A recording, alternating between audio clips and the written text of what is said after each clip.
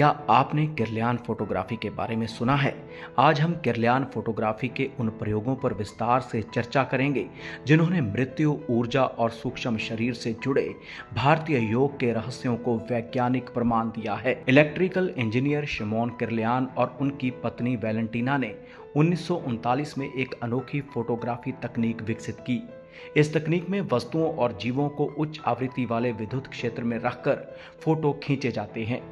इसमें सबसे चौंकाने वाली बात यह थी कि फोटो में शरीर के चारों ओर एक चमकदार रंगीन आभा, जिसे बायोप्लाज्मा या ऊर्जा क्षेत्र कहा जाता है, स्पष्ट दिखाई देती है। यह आभा वही है जिसे भारतीय योग परंपरा में तेजोबल्य या आभा मंडल कहा जाता है। किरलियान ने मरते हुए व्यक्ति के फोटो लिए। उन्होंने देखा कि व्यक्ति के शरीर से ऊर्जा के छल्ले लगातार बाहर विसर्जित हो रहे थे। सबसे आश्चर्यजनक बात यह थी कि यह प्रक्रिया चिकित्सीय रूप से मृत्यु होने के बाद भी 3 दिनों तक जारी रही। यही कारण है कि भारतीय परंपरा में शव का अंतिम संस्कार मृत्यु के 3 दिन बाद किया जाता है, क्योंकि यह माना जाता है कि सूक्ष्म शरीर को स्थूल शरीर से पूरी तरह अलग होने में यही समय लगता है। अब तो हम सुबह मरा शाम को जला देते हैं, पर यह प्रक्रिया 3 दिन बाद भी पूरी नहीं होती। वैज्ञानिक तो यहाँ तक कह रहे हैं कि 3 दिनों के भीतर मनुष्य को पुनर्जीवित भी किया जा सकता है, क्योंकि तब तक सूक्ष्म शरीर पूरी तरह से नहीं छूटता। किरलियान के प्रयोगों में एक और महत्वपूर्ण खोज हुई।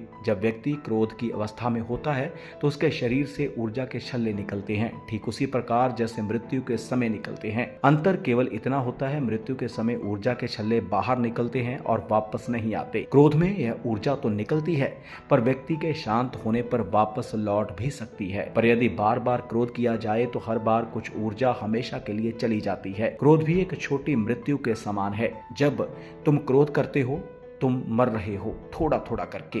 क्रोधी व्यक्ति का जीवन काल घट जाता है।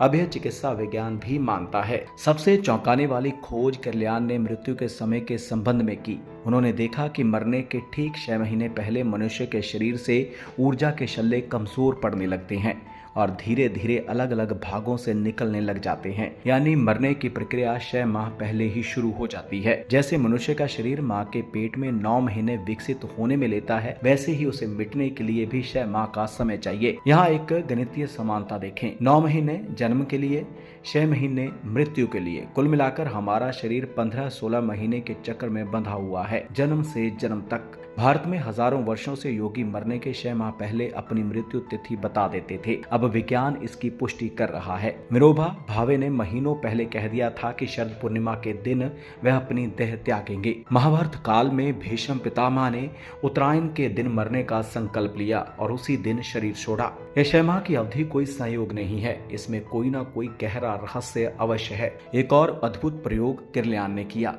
उसने एक व्यक्ति की फोटो ली। फोटो में दिखा कि व्यक्ति के दाहिने हाथ से ऊर्जा प्रवाहित नहीं हो रही थी, जबकि हाथ शारीरिक रूप से बिल्कुल सामान्य और सक्रिय और ठीक था। ठीक 6 माह बाद एक दुर्घटना में उसी व्यक्ति का वही हाथ कट गया। यानी हाथ की ऊर्जा 6 माह पहले ही अपना स्थान छोड़ चुकी थी, इसलिए हाथ का भविष्य पहले से तय था। यह प्रमाण है कि स्थूल शरीर में कोई भी घटना, चाहे वह बीमारी हो, दुर्घटना हो या मृत्यु, उसके घटित होने से 6 माह पहले ही सूक्ष्म शरीर में उसकी प्रक्रिया शुरू हो जाती है।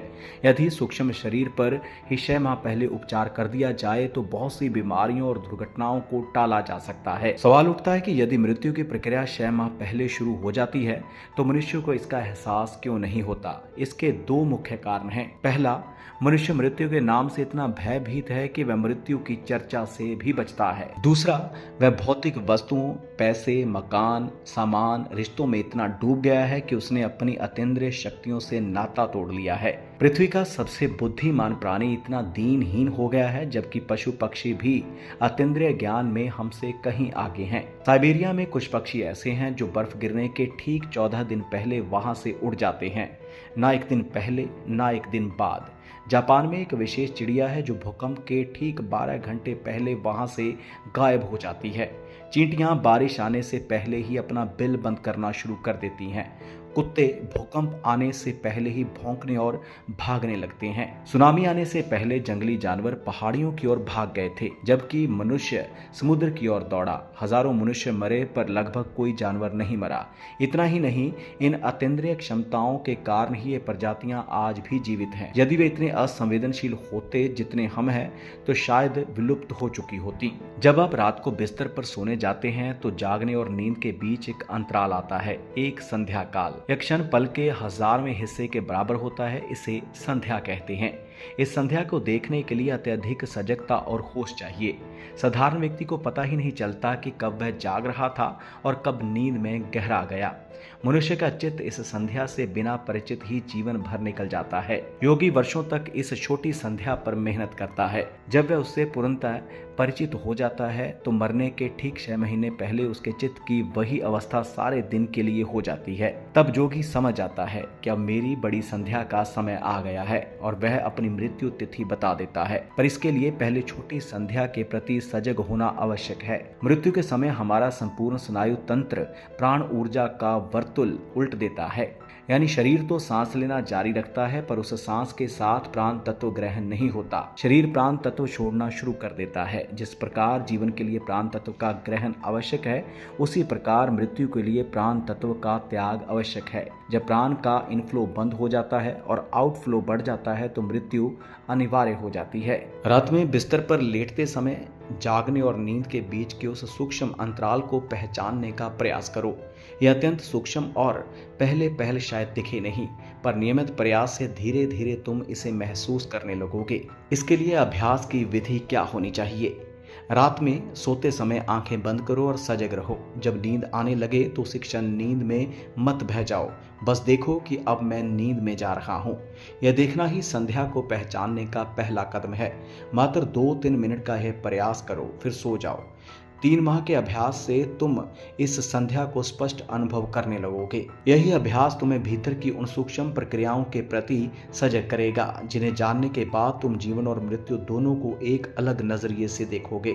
तब तुम समझ जाओगे कि मृत्यु कोई दुख नहीं बल्कि एक प्रक्रिया है, उतनी ही स्वाभाविक जितना जन्म, और उस दिन तुम भय से मुक्त हो जाओगे। सार रूप में बात करें तो जन्म 9 माह में, मृत्यु 6 में। दोनों के बीच का संध्या ही असली जीवन है और उसे जाने बिना तू अधूरा है।